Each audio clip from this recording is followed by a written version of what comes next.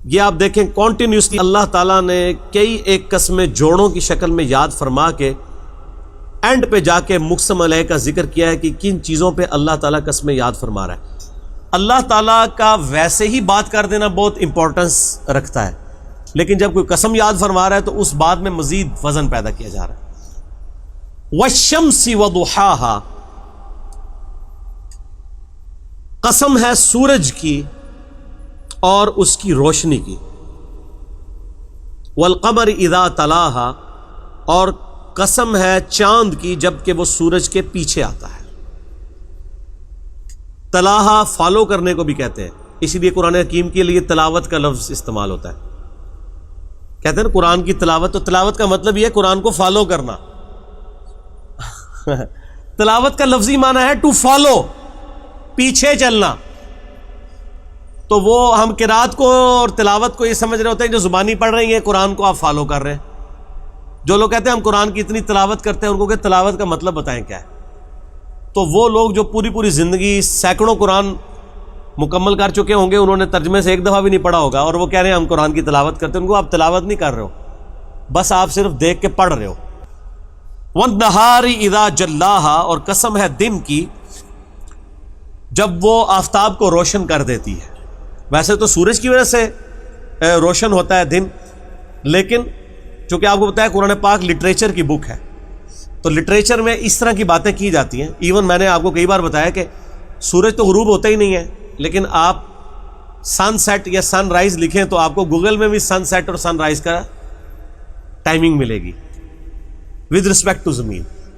تو ریلیٹیولی گفتگو کی جاتی ہے لٹریچر کی زبان۔ واللیل اذا یغشاہا، اور اس کی وجہ یہی تھی کہ اگلی آیت میں اللہ تعالیٰ نے جو مثال بیان کی ہے نا، اس کے ساتھ اس کو میچ کرنے کے لیے۔ اور رات کی جب وہ اسے چھپا لیتی ہے، یعنی رات جو ہے وہ آ کے سورج کو چھپا لیتی ہے، یعنی رات کا آنا سورج کا غروب ہونا ہے، اور دن کا نکلنا سورج کا نکلنا جو ہے وہ دن کا آنا ہے۔ والسماء وما بناہا، اور آسمان کی اور اس آسمان کو بنانے والے کی قسم۔ والارض وما طحاہا، اور زمین کی قسم اور اس کو بچھونا بنانے والے کی قسم، یعنی اس کو رہنے کے قابل بنایا، ورنہ ہر سیکنڈ میں 2 زلزلے آتے ہیں زمین پہ۔ اللہ تعالیٰ نے ان کا ایمپلیٹیوڈ لمیٹڈ رکھا ہے، ادروائز یہاں زمین پہ آپ سٹیبل نہیں رہ سکتے۔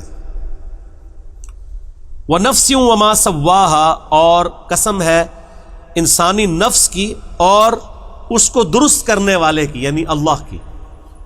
فَأَلْهَمَهَا فُجُورَهَا وَتَقْوَاهَا، پھر اللہ نے اس کے یعنی نفس میں برائی اور نافرمانی دونوں کی تمیز ڈال دی ہے، وہ اس کو اس کی انسٹنکٹ میں الہام کر دیا، اسے پتہ ہے یہ اچھا ہے یہ برا ہے۔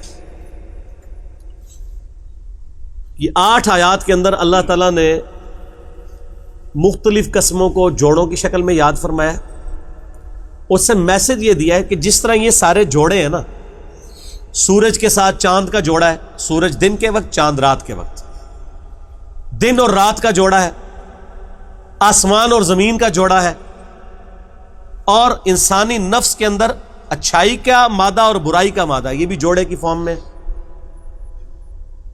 تو الٹیمیٹلی یہ جو دنیا کی زندگی تم گزار رہے ہو، اس کا بھی کوئی جوڑا ہے، اور دنیا کا جوڑا کیا ہے؟ آخرت۔ ربنا آتنا فی الدنیا حسنہ وفی الآخرۃ حسنۃ وقنا عذاب النار، آمین۔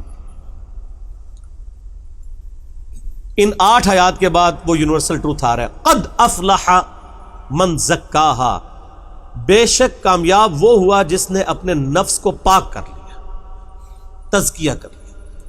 وقد خاب من دساہا، اور نامراد ہو گیا جس نے اپنے نفس کو مٹی میں ملا دیا، اس کو دبا دیا۔ یہاں فزیکلی دبانا مراد نہیں ہے، بلکہ انسان کو جو اللہ نے عقل اور شعور دی تھی، جس کی وجہ سے وہ حق اور باطل میں تمیز کر سکتا تھا، اس کے باوجود اس نے اپنے اوپر خود ہی پردہ ڈال لیا، یعنی کبوتر کی طرح آنکھیں بند کر لیں اور سمجھا کہ بلی غائب ہے۔ کتنے زبردست الفاظ ہیں، یہ اتنی قیامت ہے۔ وقد خاب من دساہا، وہ برباد ہو گیا جس نے اپنے آپ کو خود خاک میں ملا لیا، اپنے اندر جو حقائق اس پر آشکار ہوئے تھے ان کو چھپا لیا۔ مجھے بتائیں دنیا میں کوئی انسان ہے جو یہ کہے کہ مجھے یہ بات پتہ ہی نہیں چلی کہ جھوٹ بولنا جو ہے یہ برا ہے اور سچ بولنا اچھا ہے؟ انسان کی انسٹنکٹ میں. ماں باپ کے ساتھ حسن سلوک کرنا اچھا ہے اور ان کے ساتھ ظلم و زیادتی کرنا یہ برا ہے. اس کے لیے ایون انبیاء کی تعلیمات نہ بھی ہوں تب بھی ہمیں پتہ ہے. میں اکثر کہتا ہوں کہ ہالی ووڈ کی فلم کے اینڈ پہ بھی سچ کی جیت دکھائی جاتی ہے. ہیرو کو کیا پریزنٹ کیا جاتا ہے؟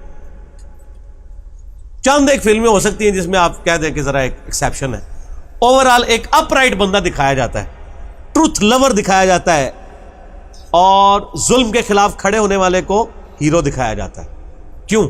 یہ ہماری انسٹنکٹ میں اللہ نے ڈال دی ہے, اور یہ اتنی خطرناک چیز ہے کہ اس کی وجہ سے اگر کسی شخص تک انبیاء کی دعوت نہ بھی پہنچی ہو تب بھی وہ اللہ کے حضور اکاؤنٹیبل ہو جائے گا کہ چلو نبیوں کی دعوت نہیں پہنچی تھی, کیا تمہیں یہ چیزیں سمجھ نہیں تھی؟ کیا تمہارا دل گواہی نہیں دیتا تھا کہ یہ چیزیں بری ہیں اور یہ چیزیں اچھی ہیں؟ بالکل دیتا تھا. اس کی وجہ سے بھی پکڑ ہو جائے گی. انبیاء کی وحی جو ہے, ان کی تعلیمات, یہ تو نور علی نور ہے نا. ایک نور جو ہمارے اندر موجود تھا, اللہ نے ہمیں انسٹنکٹ میں اچھائی اور برائی کی تمیز دی تھی, جو اس میں فَأَلْهَمَهَا فُجُورَهَا وَتَقْوَاهَا, اس کو پالش کیا ہے انبیاء کرام کی وحی نے, کتاب و سنت کی شکل میں ہمارے پاس پہنچی. دونوں چیزیں ہمارے سامنے ہوں, اس کے باوجود انسان اندھیرے میں مر جائے تو اس کی بدبختی ہے. تو اللہ تعالیٰ ہمارا کامیاب وہ شخص ہوا جس نے اپنے نفس کا تزکیہ کیا, گاڈ کو سیریس لے لیا, اپنے نفس کو صاف کر لیا تمام رذائل سے, برے اخلاقیات سے, اور اسے مزین کر لیا تمام اچھے اخلاقیات سے, فضائل سے. وہ کامیاب ہو گیا. اور برباد ہو گیا وہ شخص, نامراد ہو گیا وہ شخص جس نے اپنے نفس کو خاک میں ملا دیا. یعنی یہ نفس کے اندر جو سچائی تھی اس کو دبا کے رکھا. کئی لوگ ہیں دبا کے رکھتے ہیں, وہ اپنے ضمیر کے مجرم ہوتے ہیں.